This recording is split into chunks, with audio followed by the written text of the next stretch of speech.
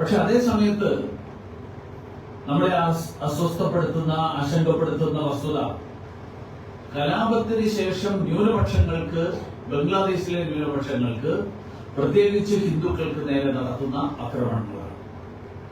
ഹിന്ദു ഭൂരിപക്ഷ ഗ്രാമങ്ങൾ ഇവിടെ യുവരാജ് വിശദമായിട്ട് സംസാരിച്ചു. ഹിന്ദു ഭൂരിപക്ഷ ഗ്രാമങ്ങൾ വ്യാപകമായിട്ട് ആക്രമിക്കപ്പെടുന്നു. ഹിന്ദു ന്യൂനപക്ഷങ്ങൾക്ക് നേരെ നടക്കുന്ന ആക്രമണങ്ങൾ ആശങ്കപ്പെടുത്തുന്നതാണ് എന്ന് ബംഗ്ലാദേശിലെ ഇടക്കാല സർക്കാരിനടക്കം പ്രസ്താവന ഇറക്കേണ്ടി വന്നു. ഇടക്കാല സർക്കാരിനെ നയിക്കുന്ന മുഹമ്മദ് യൂനിസ് തന്നെ ഈ അക്രമങ്ങളെ അപലപിച്ചു. ഹിന്ദു, ക്രിസ്ത്യൻ, ബുദ്ധ വിശ്വാസികൾ മേൽ നടക്കുന്നത് ഹീനമായ ആക്രമണമാണെന്നും അതിൽ നിന്ന് ഈ അക്രമികൾ പിന്തിരിയണമെന്നും അദ്ദേഹം തന്നെ ആവശ്യപ്പെട്ടു. ഹിന്ദു വിദ്യാർത്ഥി സംഘടനാ നേതാക്കന്മാരുടെ ഒരു പ്രത്യേക യോഗം തന്നെ യൂനിസ് വിളിച്ചു. അപ്പൊ അതിനൊക്കെ അർത്ഥം അവിടെ ന്യൂനപക്ഷങ്ങളെ ലക്ഷ്യം വെച്ചുകൊണ്ടുള്ള ആക്രമണങ്ങൾ നടത്തുന്നു എന്നാണ്. ഞാൻ ഈ പറഞ്ഞതിന്റെ അർത്ഥം എന്താ വെച്ചാൽ യൂനിസ് എന്ത് ചെയ്തു, സർക്കാർ എന്ത് ചെയ്തു, നിലപാടെടുത്തു എന്നുള്ളതല്ല. അവിടെ അക്രമം നടക്കുന്നു എന്നുള്ളത് അവിടുത്തെ സർക്കാർ തന്നെ സമ്മതിച്ചിരിക്കുക, അവിടുത്തെ സർക്കാർ തന്നെ പറഞ്ഞിരിക്കുക. പക്ഷേ അവർ തന്നെ പറഞ്ഞാലും അത് സമ്മതിക്കാത്ത ചില ആളുകൾ നമ്മുടെ നാട്ടിൽ. അത് സമ്മതിക്കാത്ത രണ്ട് വിഭാഗങ്ങളാണ്. ഒന്ന് നമ്മുടെ നാട്ടിലെ പ്രതിപക്ഷവും അതോടൊപ്പം നമ്മുടെ നാട്ടിലെ ഈ ഇടതുപക്ഷം എന്നുള്ള മേൽവിലാസത്തിൽ പ്രവർത്തിക്കാൻ ആഗ്രഹിക്കുന്ന മാധ്യമങ്ങൾ. അവിടെ ഒരു കുഴപ്പമൊന്നുമില്ല, അതൊക്കെ വലതു മാധ്യമങ്ങൾ പ്രബലീകരിക്കുകയാണ് എന്നാണ് മലയാളത്തിലെ അടക്കം ചില മാധ്യമങ്ങളുടെ പേരടക്കം പറഞ്ഞു. അത് ഒറ്റപ്പെട്ട ഒരു പേരല്ല, അങ്ങനെയുള്ള നിരവധി പേരുകളുണ്ടാവും. ഞാൻ അതുകൊണ്ട് എല്ലാ പേരും ഞാൻ ഇവിടെ ആവർത്തിക്കുന്നില്ല. അപ്പൊ കഴിഞ്ഞ ദിവസം പാഞ്ചാർ ജില്ലയിലെ 2 ഹിന്ദു ഭൂരിപക്ഷ ഗ്രാമങ്ങൾക്ക് തീയിട്ടു. വിദേശ മാധ്യമങ്ങളടക്കം റിപ്പോർട്ട് ചെയ്തു. അവിടുത്തെ ഗ്രാമവാസികൾക്കടക്കം ആ തീപിടുത്തത്തിൽ നാശനഷ്ടങ്ങൾ ഉണ്ടായി. മാധ്യമങ്ങൾ, അന്താരാഷ്ട്ര മാധ്യമങ്ങളടക്കം പറയുന്നത് ഓഗസ്റ്റ് 5 മുതൽ ഇങ്ങോട്ടുള്ള കഴിഞ്ഞ ദിവസം വരെയായിട്ട് 52 ജില്ലകളിലായിട്ട് 210-ലധികം ആക്രമണങ്ങൾ നടന്നു എന്നാണ് അന്താരാഷ്ട്ര മാധ്യമങ്ങളടക്കം പറഞ്ഞിട്ടുള്ളത്. ക്ഷേത്രങ്ങൾ വ്യാപകമായി തകർക്കപ്പെട്ടു. ഇന്ത്യയുമായിട്ട് ബന്ധമുള്ള, നേരത്തെ പറഞ്ഞു, ഇന്ദിരാഗാന്ധി കൾച്ചറൽ സെന്റർ ഉൾപ്പെടെയുള്ള അല്ലെങ്കിൽ ഇസ്കോൺ ഉൾപ്പെടെയുള്ള നിരവധി കേന്ദ്രങ്ങൾ തീവച്ച് നശിപ്പിക്കപ്പെട്ടു. ഇത് ന്യായീകരിക്കാൻ വളരെ വിഷമാണ് എന്ന് വന്നപ്പോ അതിന് ഇപ്പൊ കണ്ടുപിടിച്ചിരിക്കുന്ന ന്യായീകരണം ഇത് റിലീജിയസ് അല്ല, this is not religious, this is political. അതുകൊണ്ട് അവാമി ലീഗിനെതിരായിട്ടുള്ള പ്രതിഷേധമാണ് അവാമി ലീഗിലുള്ള ഹിന്ദു നേതാക്കന്മാർക്കെതിരായിട്ടുള്ള പ്രതിഷേധമായിട്ട് മാറുന്നത്. ഈ രീതിയിൽ ന്യായീകരിക്കേണ്ട അവസ്ഥയിലേക്കടക്കം ഈ ആക്രമണങ്ങളെ ഒരു തരത്തിലും ന്യായീകരിക്കാൻ കഴിയില്ല എന്ന് ബോധ്യമായിട്ടുള്ള ഒരു സാഹചര്യം, ആ സാഹചര്യം അടക്കമാണ് ബംഗ്ലാദേശിൽ നടക്കുന്നത്. നേരത്തെ ഇവിടെ പറഞ്ഞു, മറ്റേതെങ്കിലും ഒരു മതവിഭാഗത്തിന് എതിരായിരുന്നുവെങ്കിൽ, ഇതുപോലെയുള്ള ആക്രമണങ്ങൾ നടന്നിരുന്നതെങ്കിൽ കേരളത്തിൽ നടക്കുമായിരുന്ന പ്രതിഷേധങ്ങൾ എന്തായിരിക്കും എന്ന് നമുക്കൊന്ന് സങ്കല്പിച്ചു നോക്കാം. ഇസ്മായിൽ ഹനി ഹമാസിന്റെ മേധാവിയാണ്. അദ്ദേഹം കൊല്ലപ്പെട്ടതിന്റെ പേരിൽ കേരളത്തിൽ മാത്രമാണ് പ്രതിഷേധ പ്രകടനം നടന്നത്. ഇന്ത്യയിൽ അത് നടന്നതെന്ന വയനാടിന്റെ ഉരുൾപൊട്ടൽ നടന്നതിന്റെ തൊട്ടടുത്ത ദിവസം കോഴിക്കോട് പ്രകടനം നടന്നു. എന്ന് പറഞ്ഞാൽ വയനാട്ടിൽ 500-ലധികം ആളുകൾക്ക് ജീവൻ നഷ്ടപ്പെട്ടു എന്നുള്ള സാഹചര്യം നിൽക്കുമ്പോഴും ആ ദുഃഖത്തെക്കാൾ വലിയ ദുഃഖം, പ്രതിഷേധം കോഴിക്കോട് ചില ആളുകൾ പ്രകടിപ്പിച്ചത് ഇസ്മായിൽ ഹനിയുടെ മരണത്തിലാണ്, അല്ലെങ്കിൽ കൊല്ലപ്പെട്ടതിലാണ്. മാത്രമല്ല, മണിപ്പൂരിന്റെ പേരിൽ കേരളത്തിൽ പ്രതിഷേധങ്ങൾ നടക്കാത്ത സ്ഥലങ്ങളില്ല. പ്രതിഷേധിക്കാനുള്ള സ്വാതന്ത്ര്യം എല്ലാവർക്കും ഉണ്ട്. നമ്മുടെ രാജ്യത്ത് ജനാധിപത്യ, കാരണം ഇപ്പോഴും പ്രതിപക്ഷം മുഴുവൻ പറയുന്നത് അപ്രഖ്യാപിത അടിയന്തരാവസ്ഥയാണ്. പക്ഷേ അപ്രഖ്യാപിത അടിയന്തരാവസ്ഥയാണെന്ന് പറയുന്നവർക്ക് സുഖമായിട്ട് വഴി നടക്കാനുള്ള സ്വാതന്ത്ര്യമുണ്ട്, അതിന്റെ പേരിൽ പ്രതിഷേധിക്കാനുള്ള സ്വാതന്ത്ര്യമുണ്ട്, അതിന്റെ പേരിൽ എന്ത് അവരാഗ്രഹിക്കുന്ന തരത്തിൽ അത് പ്രകടിപ്പിക്കാനുള്ള സ്വാതന്ത്ര്യമുണ്ട്. പക്ഷെ ഇപ്പൊ നടക്കുന്നത് ഒരു സെലക്റ്റീവ് പ്രതിഷേധമാണ് നമ്മുടെ നാട്ടിൽ നടക്കുന്നത്. ചില കാര്യങ്ങളിൽ മാത്രം പ്രതിഷേധം, മറ്റു ചില കാര്യങ്ങളിൽ പ്രതിഷേധമില്ല. ഹിന്ദു സമൂഹത്തിന് നേരെ അക്രമം നടന്നാൽ അത് കണ്ടില്ല എന്ന് നടക്കുന്ന ആളുകളുടെ കാപട്യം. ആ കാപട്യമാണ് ഈ ബംഗ്ലാദേശ് സംഭവങ്ങളുടെ പശ്ചാത്തലത്തിൽ പുറത്തു വന്നിട്ടുള്ളത്. ഇന്ത്യ സഖ്യങ്ങളും ആ സഖ്യത്തിനെ അംഗീകരിക്കുകയും പിന്തുണയ്ക്കുകയും ചെയ്യുന്ന മാധ്യമങ്ങളും, ബംഗ്ലാദേശിൽ ഹിന്ദു വിഭാഗത്തിൽപ്പെട്ട ഒരു മാധ്യമ പ്രവർത്തകരടക്കം കൊല്ലപ്പെട്ടു. എഡിറ്റേഴ്സ് ഗിൽഡ് തൊട്ട് കേരള പത്രപ്രവർത്തക യൂണിയൻ വരെ മൗനത്തിലാണ്. മറ്റാരെങ്കിലും എവിടെയെങ്കിലും നടന്നിരുന്ന സംഭവമായിരുന്നുവെങ്കിൽ പത്രപ്രവർത്തക യൂണിയൻ തിരുവനന്തപുരത്ത് ഉറപ്പായിട്ടും മൗനജാഥ നടത്തിയത്. എന്താ ഈ മൗനത്തിന് കാരണം? ബംഗ്ലാദേശിലെ ഈ പ്രശ്നത്തിന് കാരണം അതിനൊരു കാരണം, ബംഗ്ലാദേശിലെ ആക്രമണങ്ങൾക്ക് മുഴുവൻ നേതൃത്വം നൽകുന്നത് ജമാഅത്തെ ഇസ്ലാമിയാണ്. ബംഗ്ലാദേശിൽ വിദ്യാർത്ഥി പ്രക്ഷോഭമായിട്ടാണ് അത് തുടങ്ങിയത്, നമുക്ക് എല്ലാവർക്കും അറിയാം. പക്ഷെ അത് പിന്നീട് ജമാഅത്തെ ഇസ്ലാമി ഏറ്റെടുത്തു. ജമാഅത്തെ ഇസ്ലാമിക്ക് ബംഗ്ല എന്നുള്ള വികാരമൊന്നുമില്ല. ജമാഅത്തെ ഇസ്ലാമി അങ്ങനെ ബംഗ്ല ഒരു സംഘടനയല്ല. ജമാഅത്തെ ഇസ്ലാമിക്ക് ജനാധിപത്യ വികാരമില്ല, മതേതരത്വമില്ല. അവർക്ക് ഒരൊറ്റ വികാരമേ ഉള്ളൂ, ഇസ്ലാം അഥവാ മതം. അവരുടെ വെബ്സൈറ്റ് തന്നെ പറയുന്നത് ശരീഅത്ത് നിയമം പ്രാവർത്തികമാക്കുകയാണ് ഞങ്ങളുടെ പ്രവർത്തന ലക്ഷ്യമെന്നാണ്. അതുകൊണ്ട് തന്നെയാണ് 1971 ബംഗ്ലാദേശ് രൂപീകരിക്കപ്പെട്ടപ്പോൾ ഷെയ്ഖ് മുജീബുർ റഹ്മാൻ ജമാഅത്തെ ഇസ്ലാമി അവിടെ നിരോധിച്ചു. അന്ന് അദ്ദേഹം ചൂണ്ടിക്കാണിച്ച കാര്യം, ഹിന്ദുക്കൾക്കെതിരായിട്ടുള്ള അതിക്രമങ്ങൾക്ക് നേതൃത്വം നൽകിയ സംഘടനയാണ് ജമാഅത്തെ ഇസ്ലാമി എന്നായിരുന്നു. 2013 വീണ്ടും ബംഗ്ലാദേശ് ജമാഅത്തെ ഇസ്ലാമിയെയും അവരുടെ വിദ്യാർത്ഥി വിഭാഗത്തെ ഛാത്ര ശിബിറിനെയും നിരോധിച്ചു.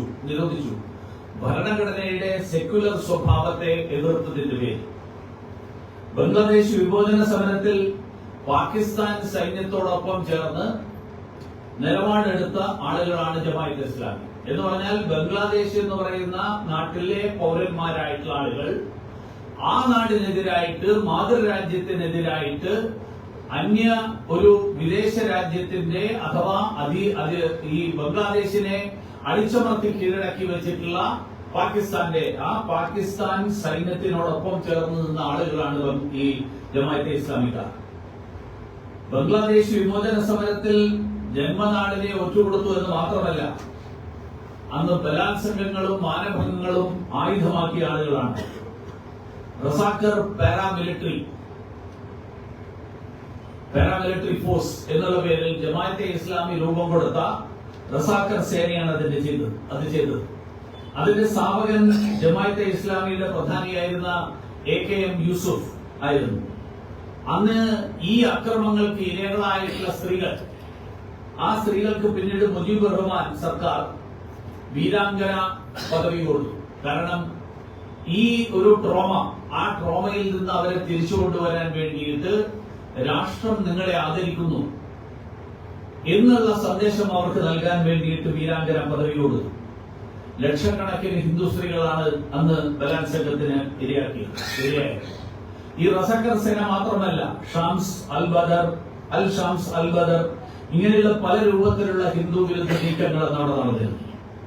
ഇപ്പോ ജമാഅത്തെ ഇസ്ലാമിയാണ് ബംഗ്ലാദേശ് രാഷ്ട്രീയത്തെ നിയന്ത്രിക്കുന്ന ഒരു സാഹചര്യത്തിൽ നിൽക്കുന്നത് എന്നുള്ളതാണ് നമ്മളെ ആശങ്കപ്പെടുന്നത്. ഈ ജമാഅത്തെ ഇസ്ലാമി താലിബാന് സമാനമാണ്. ഹമാസ്, ഐസിസ്, താലിബാൻ ഇതെല്ലാം ഒരേ ഗണത്തിൽപ്പെടുന്ന ആളുകളാണ്. ഒരു തരത്തിലും അങ്ങേയറ്റം ഹീനമായിട്ടുള്ള കുറ്റകൃത്യങ്ങൾ വരെ ചെയ്യാൻ വഴിയില്ലാത്ത ആളുകൾ.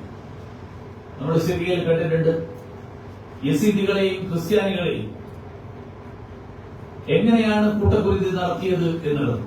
സ്ത്രീകളെയും കൊച്ചു പെൺകുട്ടികളെയും പോലും എങ്ങനെയാണ് ലൈംഗിക അടിമകളാക്കി മാറ്റിയത് എന്ന്. അതേ സമീപനമാണ് ജമാഅത്തെ ഇസ്ലാമിയുടെ. ജമാഅത്തെ ഇസ്ലാമിയുടെ സ്ഥാപകനായിരുന്ന മൗദൂദി മതരാഷ്ട്രം സ്ഥാപിക്കാൻ അതിന് ആഹ്വാനം ചെയ്ത ആളാണ്. കേരളത്തിലും മൗദൂദി ആശയങ്ങൾ പ്രചരിപ്പിക്കാൻ നടക്കുന്ന ചില മാധ്യമങ്ങളുണ്ട്. അവരുടെ ക്രൂരതകളോടുള്ള അഭിനിവേശം മനസ്സിലാക്കാൻ ആ മാധ്യമങ്ങളിലെ തലക്കെട്ടുകളും മാധ്യമങ്ങളുടെ പ്രസിദ്ധീകരണങ്ങളും നോക്കിയാൽ മതി. അഫ്ഗാൻ പ്രസിഡന്റായിട്ടുള്ള നജീബുള്ളയെ കൊന്ന് വിളക്കുകാലിൽ കെട്ടിത്തൂക്കിയതിനെ 1996 സെപ്റ്റംബർ മാസത്തിൽ കേരളത്തിലെ മൗദൂദി പത്രം കൊടുത്ത ഹെഡിംഗ് താലിബാൻ വിസ്മയം എന്നായിരുന്നു. ഒരു തെരഞ്ഞെടുക്കപ്പെട്ട സർക്കാരിന്റെ പ്രസിഡന്റിനെ, നജീബുള്ള ഭരണാധികാരം പിടിച്ചടക്കിയ ആളല്ല, പട്ടാള മേധാവിയെ, തെരഞ്ഞെടുക്കപ്പെട്ട സർക്കാരിനെ കൊന്നു വിളക്കുകാലിൽ കെട്ടിത്തൂക്കിയതിനെ താലിബാൻ വിസ്മയം എന്ന് അന്ന് 96 സെപ്റ്റംബർ മാസത്തിൽ തലക്കെട്ട് കൊടുത്ത ആളുകളാണ്. താലിബാന്റെ രണ്ടാം വരവിൽ സ്വതന്ത്രമായി അഫ്ഗാനിസ്ഥാൻ എന്നുള്ള തലക്കെട്ടാണ് ഇതേ പത്രം കൊടുത്തത്. ഞാൻ പറഞ്ഞത് അഫ്ഗാനിസ്ഥാനിലെ സാധാരണക്കാരായിട്ടുള്ള ജനങ്ങൾ, നിങ്ങൾ ആ രണ്ടാമത്തെ ഈ താലിബാൻ പിടിച്ചടക്കിയ സമയത്തുള്ള ചിത്രങ്ങൾ കണ്ടിട്ടുണ്ട്. സാമാന്യ ബുദ്ധിയുള്ള, സാമാന്യ ധാരണയുള്ള ഒരാള് വിമാനം ടേക്ക് ഓഫ് ചെയ്യാൻ പോകുമ്പോ ആ വിമാനത്തിന്റെ വീലിലെങ്കിലും പിടിച്ചു തൂങ്ങി രക്ഷപ്പെടാൻ, അഫ്ഗാനിസ്ഥാനിൽ നിന്ന് രക്ഷപ്പെടാൻ ശ്രമിക്കുക. 32,000-വും 22,000-വും അടി ഉയരത്തിലേക്ക് വിമാനം എത്തിക്കഴിഞ്ഞാൽ അത് എത്തുന്നതിന് മുമ്പേ തന്നെ തണുത്ത് വിറങ്ങലിച്ച് ജഡമായി താഴേക്ക് വീഴും എന്ന് സാമാന്യ ബുദ്ധിയുള്ള എല്ലാവർക്കും അറിയാം. പക്ഷെ എന്നാൽ പോലും ഇനി ജീവൻ രക്ഷപ്പെടുകയാണെങ്കിലോ എന്നുള്ള പ്രതീക്ഷയോടുകൂടിയിട്ട് പറന്നു പോകുന്ന വിമാനത്തിനകത്ത് കയറാൻ നടത്തിയ പരാക്രമം നമ്മളെല്ലാവരും കണ്ടിട്ടുണ്ട്. പക്ഷെ വിമാനത്തിന്റെ വീലിൽ പിടിച്ചു തൂങ്ങി രക്ഷപ്പെടാൻ ശ്രമിക്കുന്ന ഒരു ദൃശ്യം, അങ്ങനെ ഒരു ദൃശ്യം നടക്കുന്നതിനെയാണ് അഫ്ഗാനിസ്ഥാൻ സ്വതന്ത്രമായി ഇരുന്ന് മാധ്യമങ്ങള് ഹെഡിങ് കൊടുക്കുന്നത് എന്ന് പറയുമ്പോൾ ഈ കമന്റ് വരുന്ന പ്രാണരക്ഷാർത്ഥം രക്ഷപ്പെടാൻ ശ്രമിക്കുന്ന ജനങ്ങളുടെ ചിത്രങ്ങൾ, ആ ചിത്രങ്ങൾ കണ്ടിട്ടുള്ള മലയാളികളോടാണ് ഇതൊക്കെ പറയുന്നത്.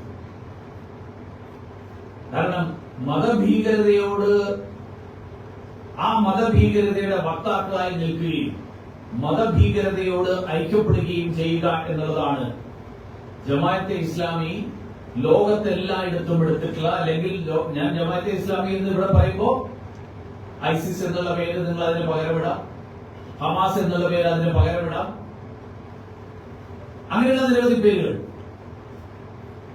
IS എന്ന് പേരിടാം, ഈ താലിബാൻ എന്ന് പേരിടാം. ഇങ്ങനെ ചെയ്യുന്ന ആളുകൾ ഈ ഭീകരതയോട് ഐക്യപ്പെടുന്ന ആളുകളാണ്. പക്ഷെ അവർക്ക് വേണ്ടിയാണ് കേരളത്തിൽ ഉൾപ്പെടെ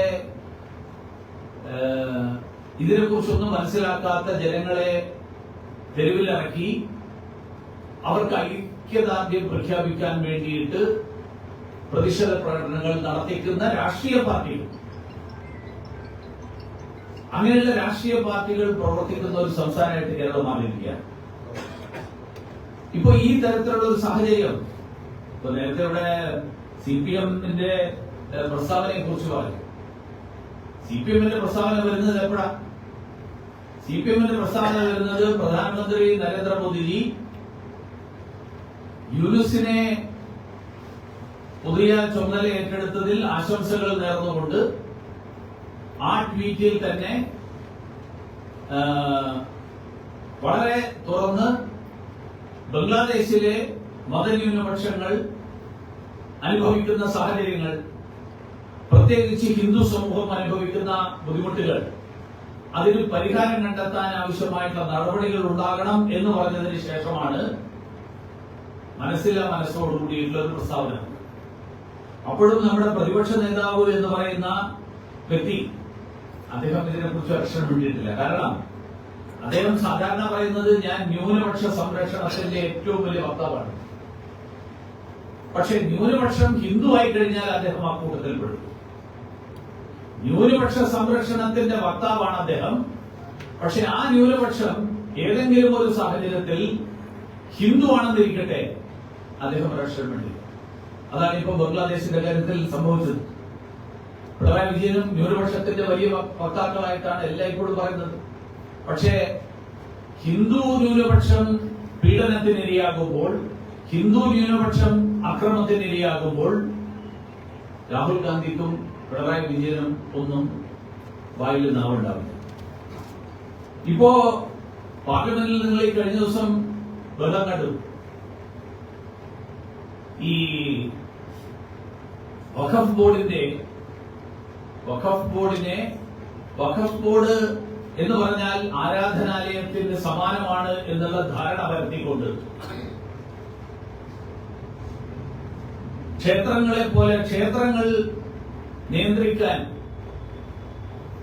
ഹിന്ദു വിശ്വാസിയല്ലാത്ത, ക്ഷേത്ര വിശ്വാസിയല്ലാത്ത ഒരാളെ അതിനു വേണ്ടിയിട്ടുള്ള കമ്മിറ്റിയിൽ വെച്ചു കഴിഞ്ഞാൽ നിങ്ങൾ അംഗീകരിക്കുമോ എന്ന് ചോദിക്കുന്ന ആളുകളുടെ ദുഷ്കലാക്ക്. വഖഫ് എന്ന് പറഞ്ഞാൽ ഹിന്ദുക്കൾക്ക് ക്ഷേത്രം എന്താണോ അതേപോലെയുള്ള ഒരു സാഹചര്യമാണ് മുസ്ലിം സമൂഹത്തിന് വഖഫ് എന്നുള്ള തെറ്റിദ്ധാരണ. വഖഫ് എന്ന് പറഞ്ഞാൽ ആരാധനാലയവുമായിട്ട് ബന്ധപ്പെട്ടിട്ടുള്ളതല്ല, പകരം സ്വത്തുവകകളുടെ, ഭൂമിയുടെ ഉടമസ്ഥതയുമായിട്ട് ബന്ധപ്പെട്ടുള്ളതാണ് വഖഫ്. അതിന് ആരാധനയുമായിട്ട് ഒരു ബന്ധമില്ല. അതുകൊണ്ട് ക്ഷേത്ര കമ്മിറ്റിയിൽ അഹിന്ദുവായിട്ടുള്ള ഒരാളെ വെക്കുന്നത് പോലെ ഭൂമിയുടെ നിയന്ത്രണത്തിന് വേണ്ടിയിട്ട് നിയമമുണ്ടാക്കുമ്പോൾ ആ നിയമത്തിൽ ഏതൊക്കെ വകുപ്പുകൾ ഉൾപ്പെടണം എന്നുള്ള ചോദ്യത്തിന് ഈ തരത്തിലുള്ള ഒരു ധാരണ മാത്രമല്ല, വഖഫിന്റെ നിയമം അനുസരിച്ച് 95-ലാണെന്നാണ് എന്റെ ഓർമ്മ. 95-ൽ കോൺഗ്രസ് സർക്കാർ കൊണ്ടുവന്ന നിയമം അനുസരിച്ച് കഴിഞ്ഞ ദിവസം ഈ തമിഴ്നാട്ടിലെ ഒരു ഗ്രാമത്തിന്റെ കാര്യം വളരെ വ്യാപകമായിട്ട് എല്ലാവരുടെയും സാമൂഹ്യ മാധ്യമങ്ങളിൽ അടക്കം വന്നിട്ടുള്ളതാണ്. ഒരു ഗ്രാമം മുഴുവൻ വഖഫ് സ്വത്താണ് എന്ന് പറഞ്ഞുകൊണ്ട് അവിടുത്തെ ക്ഷേത്രങ്ങൾ ഉൾപ്പെടെ അവിടുത്തെ ഒരു വ്യക്തി അവരുടെ ഭൂമി വിൽക്കാൻ ചെന്നപ്പോ അവിടുത്തെ രജിസ്ട്രാർ പറഞ്ഞു ഇത് രജിസ്റ്റർ ചെയ്യാൻ പറ്റില്ല, കാരണം നിങ്ങൾ വഖഫ് ബോർഡിൽ നിന്നുള്ള NOC കൊണ്ടുവരും എന്ന് പറയുന്ന സാഹചര്യത്തിലെത്തുന്ന ഒരു സ്ഥിതി. ഇതിന് നിയമപരമായിട്ടുള്ള മാർഗങ്ങളിലൂടെ ആവശ്യമായിട്ടുള്ള അന്യായമായിട്ട് ഈ തരത്തിൽ മറ്റുള്ളവരുടെ ക്ഷേത്രങ്ങളുടെയും മറ്റുള്ളവരുടെയൊക്കെ ഭൂമി കൈയടക്കാനുള്ള സാഹചര്യം ഉണ്ടാക്കുന്ന സ്ഥിതിയിൽ മാറ്റമുണ്ടാക്കാൻ കേന്ദ്ര സർക്കാർ കൊണ്ടുവന്ന നീക്കത്തിനെതിരായിട്ട് നടന്ന ബഹളം നമ്മൾ കണ്ടതാണ്. ആ ബഹളം ഉണ്ടാക്കിയ ആൾക്കാർ പാർലമെന്റിൽ മിണ്ടിയില്ല എന്ന് മാത്രമല്ല, പാർലമെന്റിന് പുറത്തെങ്കിലും ഒരു പത്രസമ്മേളനം നടത്തി ബംഗ്ലാദേശിലെ ന്യൂനപക്ഷ വിഭാഗങ്ങൾക്കെതിരായിട്ട് നടക്കുന്ന പീഡനങ്ങൾ, ആ പീഡനങ്ങളെ കുറിച്ച് ഒരക്ഷരം മിണ്ടിയിട്ടില്ല. ഇതേ ആളുകളാണ് പൗരത്വ നിയമ ഭേദഗതിയെയും എതിർത്തത്. ഇതേ ആളുകൾ പൗരത്വ നിയമ ഭേദഗതി എതിർത്തത് ഇതേ ആളുകളാണ്. പൗരത്വ നിയമ ഭേദഗതി നരേന്ദ്രമോദി സർക്കാർ കൊണ്ടുവന്നത് ഇതുപോലെയുള്ള സാഹചര്യങ്ങൾ, ഈ സാഹചര്യങ്ങളിൽ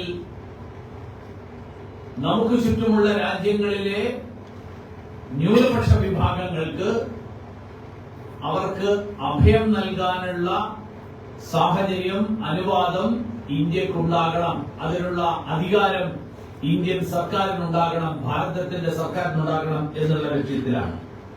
അയൽ രാജ്യങ്ങളിലെ ഇസ്ലാമിക ഭൂരിപക്ഷമുള്ള രാജ്യങ്ങളിൽ നമ്മൾ താലിബാനിന്റെ ഭരണം പിടിച്ചെടുക്കുന്ന സാഹചര്യത്തിൽ അഫ്ഗാനിസ്ഥാനിൽ നിന്ന് കണ്ടു. അഫ്ഗാനിസ്ഥാനിലെ നേരത്തെ ആദ്യത്തെ ശ്രമത്തിലാണ് ബാമിയാൻ ബുദ്ധ പ്രതിമകൾ അടക്കം ആക്രമിക്കപ്പെട്ടത്. ഈ തവണത്തെ ആക്രമണം നടന്നപ്പോഴാണ് അവിടുത്തെ ഗുരുദ്വാരകളിൽ നിന്നുള്ള സിഖുകാർക്ക് ഗുരുഗ്രന്ഥ സാഹിബ് ഉൾപ്പെടെ ഉള്ള അവരുടെ മതഗ്രന്ഥങ്ങൾ അടക്കം എടുത്തുകൊണ്ട് അവർക്ക് പലായനം ചെയ്ത് ഇന്ത്യയിലേക്ക് വരേണ്ടി വന്നു. അങ്ങനെ വന്നിട്ടുള്ള പതിനായിരക്കണക്കിന് ആളുകൾ, മുൻകാലങ്ങളിൽ വന്നിട്ടുള്ള ആളുകൾ, ആ ആളുകള് ദശാബ്ദങ്ങളായിട്ട് ഇന്ത്യയിൽ ജീവിക്കുന്ന ആളുകളാണ്. അവർ ഇന്ത്യയിൽ പൗരത്വമില്ലാത്തതിന്റെ പേരിൽ അവർ രണ്ടാംകിട പൗരന്മാരായിട്ട്, രണ്ടാംകിട വ്യക്തികളായിട്ട് കണക്കാക്കപ്പെടുന്ന സാഹചര്യം ഉണ്ടാകരുത് എന്ന് കണ്ടുകൊണ്ടാണ് അങ്ങനെ ഓടി വന്നിട്ടുള്ള ആളുകൾക്ക് ഇന്ത്യയിൽ പൗരത്വം നൽകാൻ വേണ്ടിയിട്ടുള്ള നിയമം, ആ നിയമം പൗരത്വ നിയമ ഭേദഗതി നടപ്പിലാക്കിക്കൊണ്ട് കേന്ദ്ര സർക്കാർ പാസാക്കിയത്. അന്ന് ആ നിയമത്തിനെ എതിർത്ത ആളുകളാണ് രാഹുൽ ഗാന്ധിയും പിണറായി വിജയനും ഒരുമിച്ച് നിന്നത്.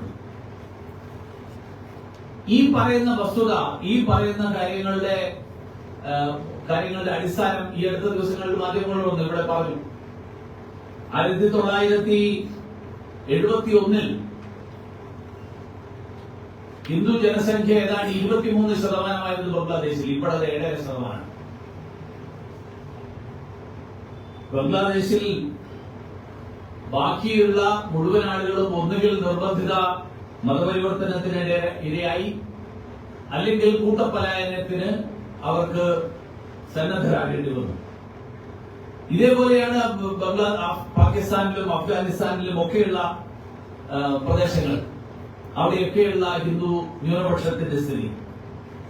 ഹിന്ദു ന്യൂനപക്ഷത്തിന്റെ എണ്ണത്തിൽ വരുന്ന കുറവ്, ആ കുറവ് വളരെ വ്യക്തമായിട്ട് നമുക്ക് മനസ്സിലാക്കാൻ സാധിക്കും. അതേസമയത്ത് ഇവരെല്ലാവരും വലിയ ബഹളമുണ്ടാക്കുന്ന ഇന്ത്യയിലെ സ്ഥിതി എന്താ? ന്യൂനപക്ഷങ്ങളുടെ എണ്ണത്തിൽ ഇന്ത്യയിൽ എന്താ സ്ഥിതി? 43% വർധനവാണ് നമ്മുടെ രാജ്യത്തെ ന്യൂനപക്ഷങ്ങളുടെ കാര്യത്തിൽ. കഴിഞ്ഞ ജനസംഖ്യ സ്വാതന്ത്ര്യം കിട്ടിയ നാളെ തൊട്ട് ഇങ്ങോട്ടുള്ള കാലം എടുത്തു കഴിഞ്ഞാൽ 43% മുസ്ലിം സമൂഹത്തിന്റെ ജനസംഖ്യ വർധനവുണ്ടായി. ഹിന്ദു ജനസംഖ്യ 8% കുറഞ്ഞു.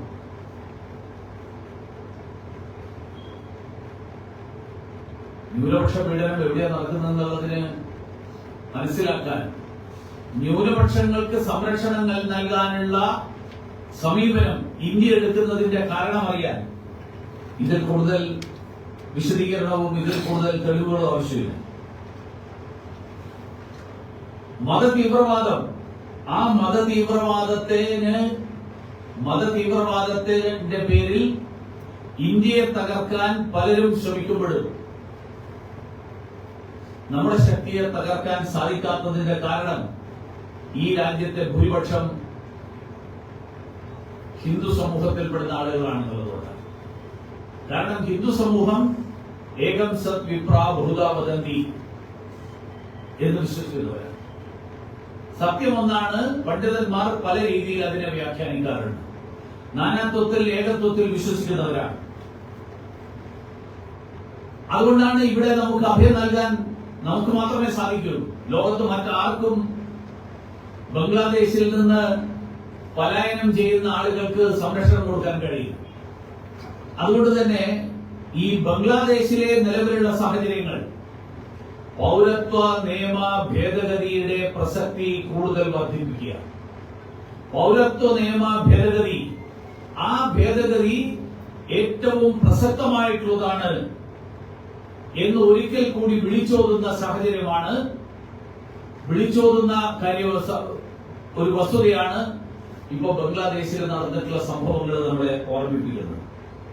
കാരണം മതത്തിന്റെ പേരിൽ കൊല്ലിനും കൊലയ്ക്കും ബലാത്സംഗങ്ങൾക്കും ഒക്കെ ഇരയാവുന്ന ജനങ്ങൾക്ക് അവർക്ക് പ്രതീക്ഷയുടെ കണികയാണ് പൗരത്വ നിയമത്തിൽ നമ്മുടെ സർക്കാർ വരുത്തിയിട്ടുള്ള, കേന്ദ്ര സർക്കാർ, ഇന്ത്യൻ സർക്കാർ വരുത്തിയിട്ടുള്ള ഭേദഗതി. അതിനെ എതിർക്കുന്ന ആളുകൾ, ആ ആളുകളോട് വളരെ മിതമായിട്ടുള്ള ഭാഷയിൽ ചോദിക്കാൻ ആഗ്രഹിക്കുന്നത്, ഹിന്ദു ന്യൂനപക്ഷമായി കഴിഞ്ഞാൽ ന്യൂനപക്ഷങ്ങൾക്ക് സാധാരണ മറ്റ് ലോകത്തിൽ എല്ലായിടത്തും ന്യൂനപക്ഷങ്ങൾക്ക് ലഭിക്കേണ്ട അവകാശങ്ങളും അവർക്ക് ലഭിക്കേണ്ട പരിഗണനയും, ആ പരിഗണന ഹിന്ദു ന്യൂനപക്ഷമായി കഴിഞ്ഞാൽ അത് നിഷേധിക്കണം എന്നുള്ളതാണോ നിങ്ങളുടെ നിലപാട്? ഹിന്ദു വിശ്വാസികൾക്ക് ഒരവകാശവുമില്ല എന്നുള്ളതാണ് നിങ്ങളുടെ നിലപാട്. ക്ഷേത്രങ്ങളിൽ പോകുന്നതിന്റെ പേരിലും ദേവീദേവന്മാരെ പൂജിക്കുന്നതിന്റെ പേരിലും സനാതന ധർമ്മപാതയിൽ ജീവിക്കുന്നതിന്റെ പേരിലുമൊക്കെ നൂറുകണക്കിന് ആളുകളെ കൊന്നു തള്ളിയ ആളുകളോട് നിങ്ങൾ സ്വയം അവരോട് ഐക്യദാർഢ്യം പ്രഖ്യാപിക്കുന്ന ഒരു സാഹചര്യത്തിലാണ് ഇന്ന് നമ്മുടെ രാജ്യത്തെ രാഷ്ട്രീയ പാർട്ടികളും ഈ പറഞ്ഞ പല പേരുകളിൽ അറിയപ്പെടുന്ന മതഭീകരതയുടെ വക്താക്കൾ, അത് ഹമാസ് ആവാം, താലിബാൻ ആവാം, ഐസിസ് ആവാം, ജമാഅത്തെ ഇസ്ലാമി ആവാം, ഈ ഏത് പേരിൽ അറിയപ്പെട്ടാലും ശരി, അവരോട് ഐക്യദാർഢ്യം പ്രഖ്യാപിക്കുന്ന ആളുകൾ, ആ ആളുകൾ ഈ സമീപനമാണ് എടുക്കുന്നത്. അതുകൊണ്ട് ഹിന്ദു ന്യൂനപക്ഷത്തിന് ന്യൂനപക്ഷ അവകാശങ്ങളില്ല എന്നുള്ള CPM-ന്റെ നിലപാട്, ആ കോൺഗ്രസിന്റെ നിലപാട്, ഈ നിലപാട് എന്ത് ന്യായീകരണത്തിന്റെ എന്ത് അടിസ്ഥാനത്തിലാണ് നിങ്ങൾ എടുക്കുന്നത് എന്നുള്ള ചോദ്യം, ആ ചോദ്യം കേരളത്തിലും ഉയരുന്ന കാലം വിദൂരമല്ല. ബംഗ്ലാദേശ് കേരളത്തിനെ പഠിപ്പിക്കുന്നത് അതാണ്. ബംഗ്ലാദേശിലെ സംഭവങ്ങൾ കേരളത്തിലെ ഹിന്ദുക്കളെയും കേരളത്തിലെ രാഷ്ട്രീയ പാർട്ടികളുടെ മുന്നിൽ ഈ സാഹചര്യങ്ങൾ ഉയർത്തുന്ന ചോദ്യങ്ങൾ, ഈ സാഹചര്യം നമ്മളെ ചിന്തിപ്പിക്കുന്ന കാര്യങ്ങൾ, അത് ഈ പറയുന്ന കാര്യങ്ങളാണ് എന്നാണ് എനിക്ക് ഈ സന്ദർഭത്തിൽ ഈ ചർച്ചയിൽ പങ്കെടുത്തുകൊണ്ട് സൂചിപ്പിക്കാൻ ആഗ്രഹിക്കുന്നത്. ഈ കാര്യങ്ങളൊക്കെ സംസാരിക്കാൻ ഉള്ള അവസരവും സാഹചര്യവും ഒരുക്കിയ ഭാരതീയ ജനതാ പാർട്ടിയുടെ തിരുവനന്തപുരം ജില്ലയുടെ ഇന്റലക്ച്വൽ സെല്ലിന് നന്ദി രേഖപ്പെടുത്തിക്കൊണ്ട് ഞാൻ എന്റെ വാക്കുകൾ അവസാനിപ്പിക്കുന്നു. എല്ലാവർക്കും